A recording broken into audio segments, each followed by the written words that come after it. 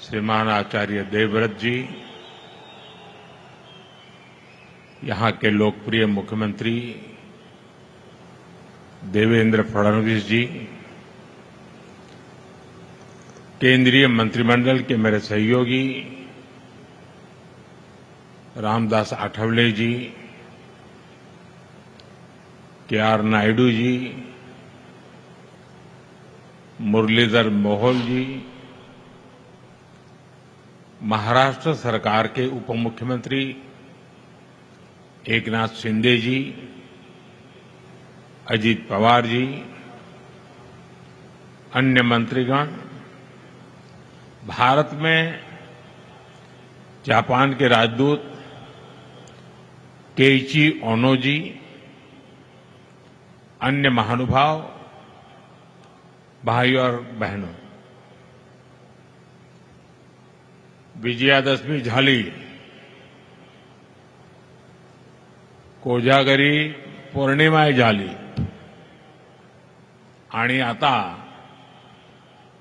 10 दिवसांनी दिवाळी. तुम्हाला या सर्वांसाठी खूप खूप शुभेच्छा देतो.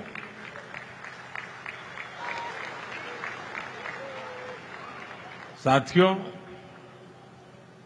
आज मुंबई का लंबा इंतजार खत्म हुआ. मुंबई को अब अपना दूसरा इंटरनेशनल एयरपोर्ट मिल गया है. ये एयरपोर्ट इस क्षेत्र को एशिया के सबसे बड़े कनेक्टिविटी हब के रूप में स्थापित करने में बड़ी भूमिका निभाएगा. आज मुंबई को पूरी तरह से अंडरग्राउंड मेट्रो भी मिली है. इससे मुंबई में ट्रैवल और आसान होगा, लोगों का समय बचेगा. ये अंडरग्राउंड मेट्रो विकसित होते भारत का जीवंत प्रतीक है. मुंबई जैसे व्यस्त शहर में जमीन के नीचे, और वो भी ऐतिहासिक बिल्डिंगों को सुरक्षित रखते हुए, ये शानदार मेट्रो बनाई गई है. मैं इससे जुड़े श्रमिकों और इंजीनियर्स को भी आज बधाई देता हूं. साथियों, ये समय भारत के नौजवानों के लिए अनगिनत अवसरों का समय है. कुछ दिन पहले ही देश की अनेक आईटीआई को इंडस्ट्री से जोड़ने के लिए 60,000 करोड़ रुपए की पीएम सेतु स्कीम लॉन्च हुई है. आज से महाराष्ट्र सरकार ने सैकड़ों आईटीआई और तकनीकी स्कूलों में नए प्रोग्राम का शुभारंभ किया है. इसके स्कूलों में पढ़ने वाले बच्चों को भी drone, robotics, electric vehicle, solar energy, green hydrogen, ऐसी अनगिनत नई टेक्नोलॉजी की ट्रेनिंग मिल पाएगी. मैं महाराष्ट्र के युवाओं को बहुत बहुत शुभकामनाएं देता हूं.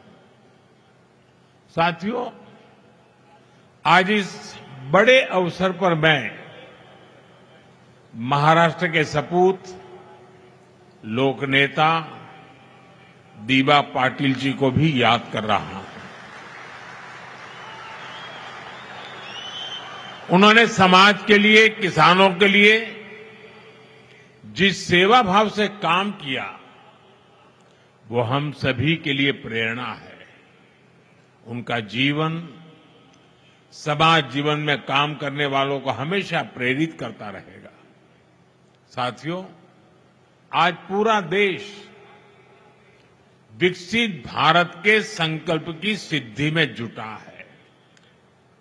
विकसित भारत यानी जहां गति भी हो और प्रगति भी हो, जहां लोक हित सर्वोपरि हो, जहां सरकार की योजनाएं देशवासियों का जीवन आसान बनाए।